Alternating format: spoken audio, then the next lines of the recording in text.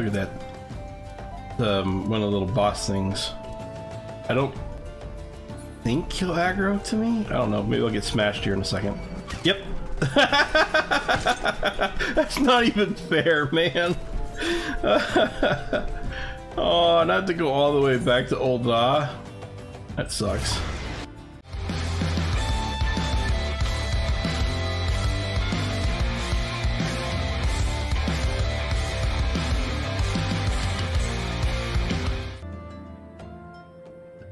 Thank you, Sophie. A burial is no easy thing, even when the departed is a stranger. Were you able to learn aught of the missing common folk? You've been keeping yourself rather busy of late, haven't you, Sophie? A pleasure, my dear Isambard. The name is Sancred, and I share a passion with you and our mutual friend over here for learning what has become of these missing persons and why. I, too, spoke with Ungust, more times than I care to count. There seems to be some truth to this notion of the common folk speaking their secrets only to those in service to the gods. Prostration, prayer, penance, abject deeds done behind closed doors, away from prying eyes. Who better to take the pious unawares than she who takes confession, the good sister Orson herself? Orson? She wouldn't. She couldn't. Even the most beautiful roses have thorns, my friend, and you would be wise to keep an eye on this rose. Still, the Lich Keeper Marquise, I'd swear to the 12 I've seen that face elsewhere before.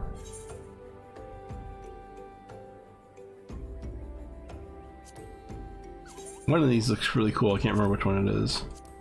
Yeah, it's this one. I like this look. I mean, when I say really cool, I mean like it just looks decent for a mid-level garment, whatever. It's the role player in me, leave me alone.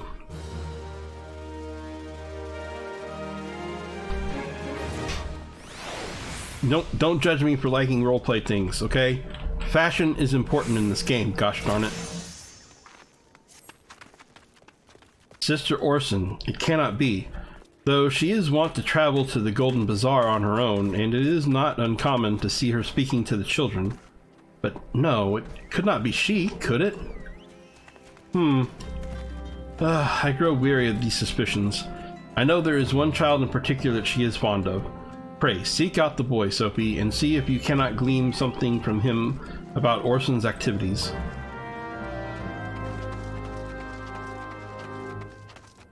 So now I gotta run to the Golden Bazaar, I think. So we're going right? Yep, Golden Bazaar, okay. So we'll do that. We'll be back in a couple seconds. Alright, this is the Golden Bazaar up here. It's funny because there's the Silver Bazaar that we went to earlier on the quest for the gladiators. This is the Golden Bazaar, which does not look a lot better, to be honest. But at least there's people here. Please help. Sister Orson went out all on her own and hasn't come back. She always reads to me right here about Thal and the Order and the other side. I told her I lost my shiny thing and she went looking for it. But what if the monsters outside hurt her? Please find her. I will find her. Wait, can you go in here? Oh my gosh, you can go in here.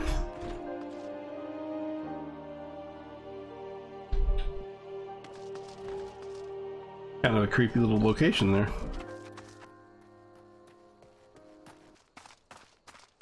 I wonder if she's over here in this purple gooey light thing. Of course she is. I will save you, sister.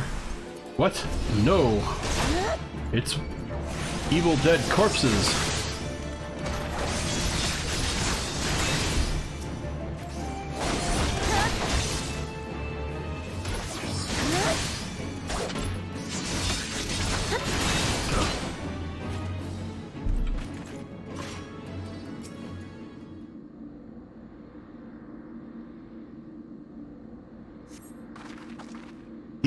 You are the one from the church. Thank goodness you arrived when you did. It seems my gratitude is yours yet again. You spoke with the child? Yes, well, I was able to find his lost trinket. It is a ring given him by his mother before she passed. I will see it safely back to him.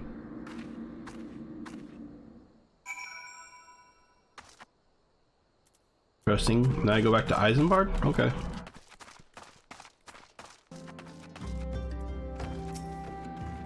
Sister Orson was attacked outside the Golden Bazaar? Gods forfend. I will secure a room at the inn for her should she require any rest. Searching for the mementos of orphans, and risking her own well-being in doing no less. Certainly not the dastardly deeds Tancred would have us believe.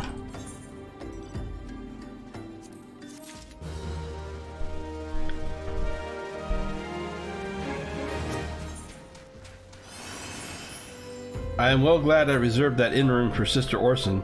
It seems she received greater injuries from her attackers than she initially let on. Thankfully, she is expected to make a full recovery. But, now on the matter at hand, Tancred came looking for you once more. He left word that he will be awaiting at the Amalja encampment to the southeast. I pray the two of you are able to uncover some evidence regarding these disappearances. Aha, there is Tancred. Ah, there you are, Sophie. So good of you to come. Indeed, I've heard all about good Sister Orson. Isambard said her wounds were serious. It would seem my suspicions about the poor Rose were misplaced. But, false though they were, perhaps my suspicions were not entirely without merit. Whilst following Sister Orson near the Golden Bazaar, a band of Amalja caught my eye. I tracked them as far as this encampment, but, well, let us say that I would much prefer to keep my distance and remain here. This, of course, brings me to why I requested you, dear Sophie. Would you be so kind as to take a look inside? You lazy bum. So basically he's saying, I don't want to go in there and fight them, so why don't you do it? Sure, Tancred, let me get right on that for you, you jerk.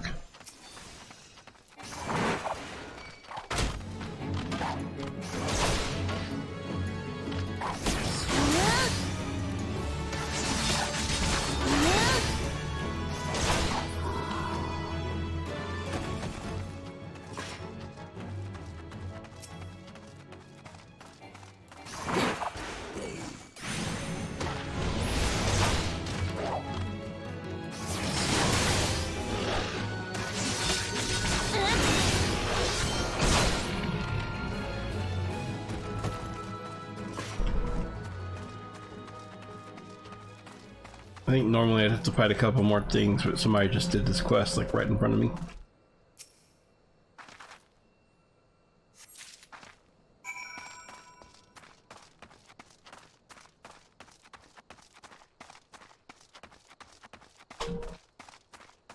It's kind of weird. There's always lots of people leveling the first probably like, I don't know, pretty much until about the point where we fight the primal that we're working on right now. And then after that it kind of slows down. You don't see other people leveling as much. Well, did anything tickle your fancy? Until you get to the new content, and then of course there's always people doing the new content. This leaflet. See the wealth of knowledge to the hands of your children. It looks to be some sort of assembly to provide the poor with work. The lettering though, atrocious is it not? And these bits about Naldal seem somewhat less than studied. I find it hard to believe one among the Order penned this. Pray, take this to the inn at Camp Drybone. Let us see what Sister Orson makes of it. Let's see, we're gonna go see the sister, right? She should be in the inn. There she is. My savior comes again. To what do I owe the honor this day? What is this? Blasphemous. These are not our teachings at all. This was not made by any true brother or sister of the Order. Of that I can assure you. Come to think of it, weeks ago the church was plagued by missing garments. Could someone be posing as a priest of the Order to deceive the people? The plot thickens, Sophie. Our culprit pretends to be a priest to lead credence to the deception. There is no doubt an irony in there somewhere. But I suspect we have a worthy adversary on our hands. I shall consider how best to handle this. For now, tell Isambard what we have learned here.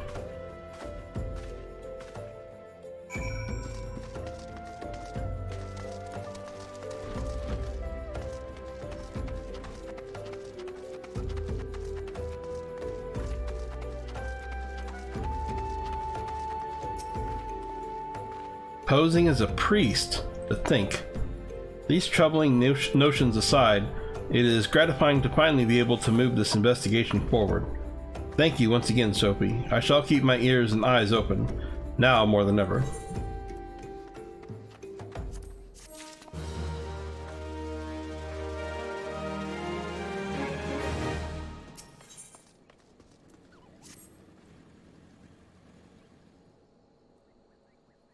I'm afraid I have not seen any unusual activity, nor have any at this camp given me cause to doubt them. But unless we can identify the culprit, and soon more innocents may fall victim. Do not despair just yet, my friend. An idea occurs to me. Our suspect has been posing as a priest, using leaflets bearing false promises to lure the poor. Let Sophie and me serve with like by posing his impoverished souls in need of succor. I dare to hope that this will yield us the answers we seek.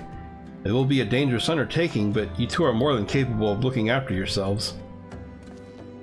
I'm next to useless in a battle, but I can supply the garments for the disguise. These old tunics and slops should serve your needs, so long as you don't mind the smell and the stains. These will serve very well. You have my thanks. Listen, Sophie. So as to lay the foundation of our little ploy, we must make it widely known that more vagrants have arrived at camp and are desperate for coin. To this end, I want you to don the garments Isambard has lent us and beg for work around the camp. Before long, the false priest should catch wind and approach us.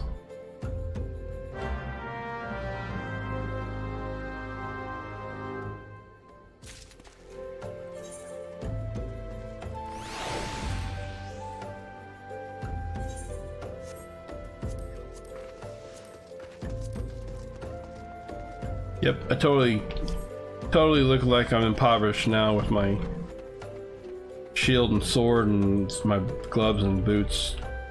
But you know, whatever. Let's go be poor.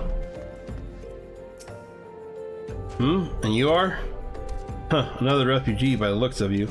The immortal flames have neither work nor coin for your like. Be gone, and see to it that you don't make a nuisance of yourself.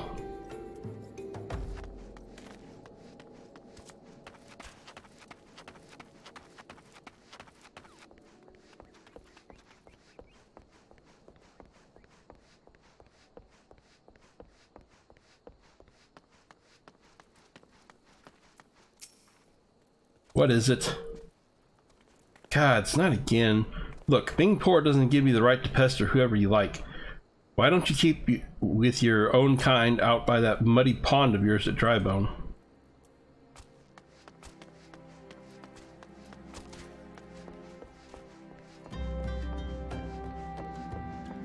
Man, Ul'dah is nothing if not classless, classless. They have a class system and they're bad at it. Like, they're mean. Poor people get treated like really bad. Like, even poor people get treated like dirt by people that are also poor but just not as poor. I preach the teachings of Azima, the warden. Hast thou come to partake of the honey of her wisdom?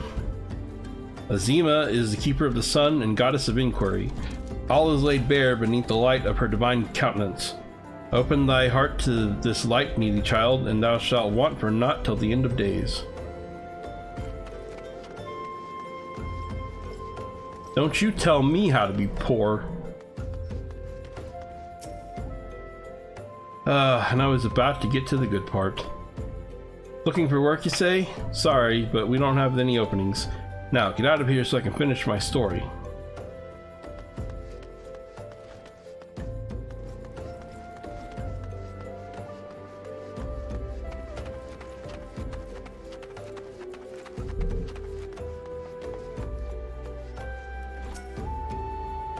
Greetings, good madam. Is there aught I might assist you with? Oh, I don't believe there is. I'm afraid our wares are very expensive. Mayhap you should rejoin your fellows out at the pond north of Sandgate. Yup. Treating me like crap. Because I'm wearing an ugly tunic. You have quite a knack for being a nuisance, Sophie. The camp is abuzz with talk of the newly arrived vagrants. And, though we were unable to attract our wayward transgressor, we were able to learn that the poor have a commune by the pond north of Sandgate, to the east of here. The eyes of the authorities do not reach that place, rather ideal for spiriting away helpless souls. Let us go there and wait for the kindly priest to come and offer us aid and comfort. Needless to say, you'll need to remain in disguise.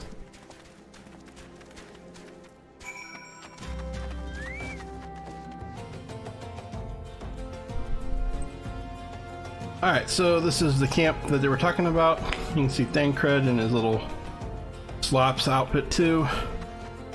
Little tent.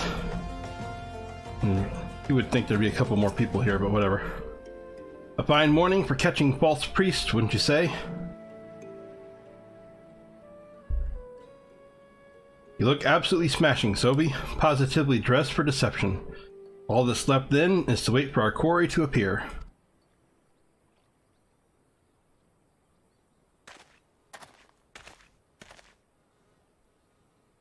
Oh, you poor unfortunate souls. With no one else to turn to. I don't ask for much. Just your voice. Oh, sorry, I totally got off track there. This is no way for men to live. No way at all. Who are you, and what do you want? Be at ease, child, for I mean you no harm. I am a priest of the Order of Naldal, and I come to offer you succor. This leaflet bears the teaching of Nald. Trust them, and they will surely set you free from the shackles of penury.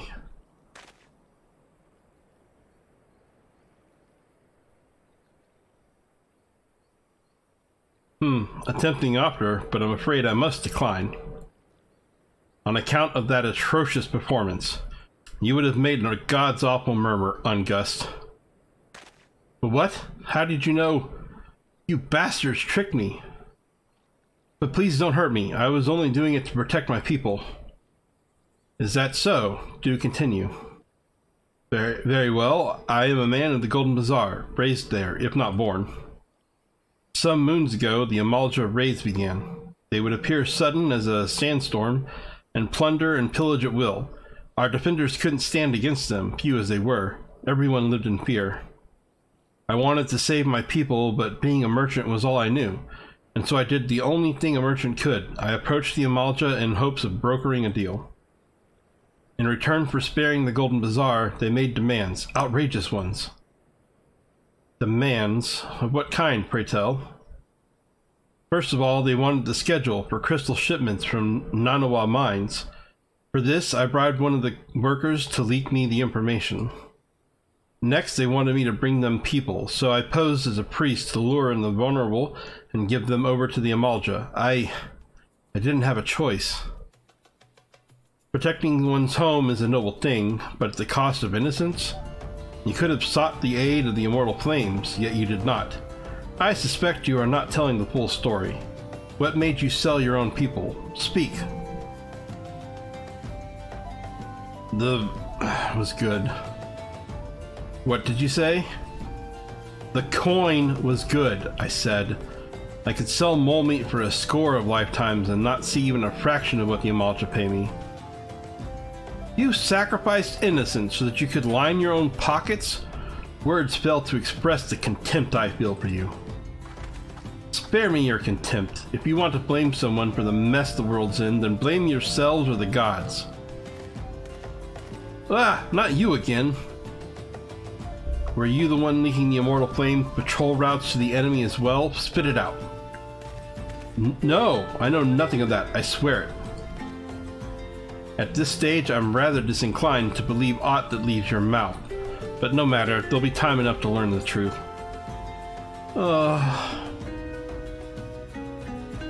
Sophie, be a dear and take word of these developments to Minfilia, would you? I shall prize everything I can out of this build. The abductees are still somewhere out there. Our foremost priority is to rescue them.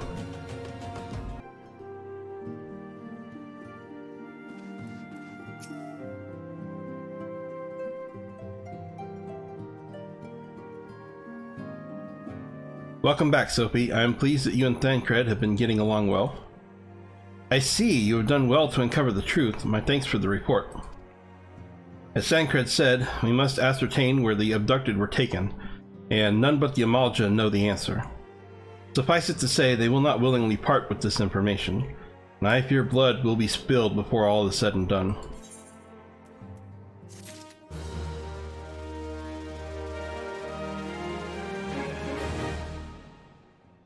I'll probably get out of this outfit now that I think about it.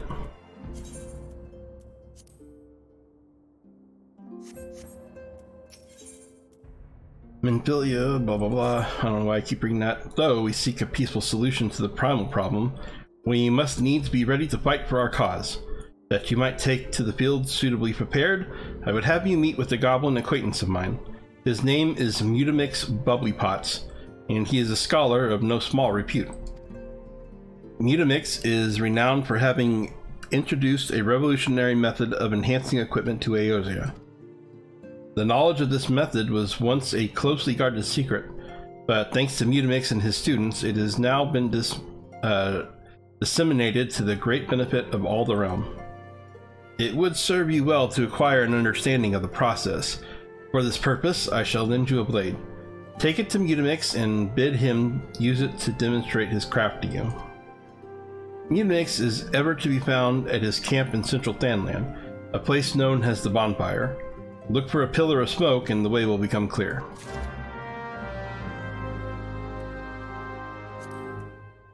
So we need to go to Blackbrush Station.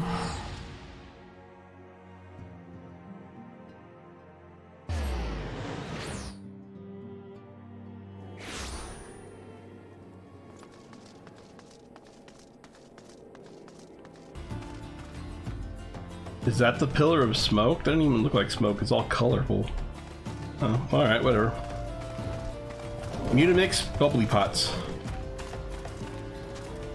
Who is Uplander come to tempting of Mutamix Bubblypots?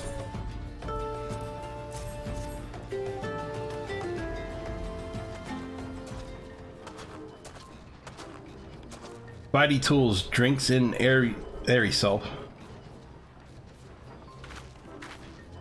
When full of airy self, Spidey Tool changes to Stony Shine, name of materia. If materia join with other Spidey Tool, then Big Eyes, Spidey Tool gains power of airy self. Pishach.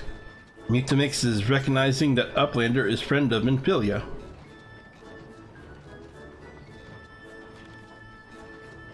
Yes, tongue flaps reach ears of Mutamix with fastness. Minfilia wants Uplander to see power of materia. Uplander brings Spidey Tool to Mutamix, yes?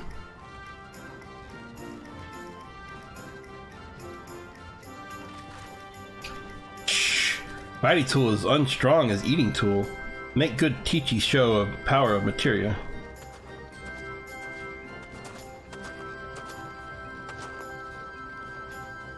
The materia master.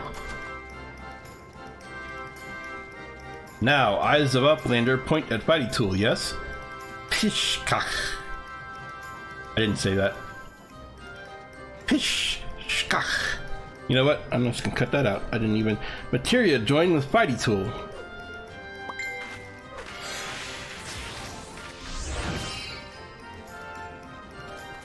Spidey Tool gains power of materia. Spidey Tool reborn. Here, Uplander, take Spidey Tool to Minfilia. Materia, strictly speaking, is a kind of crystal. It is created by drawing out the etheric constituents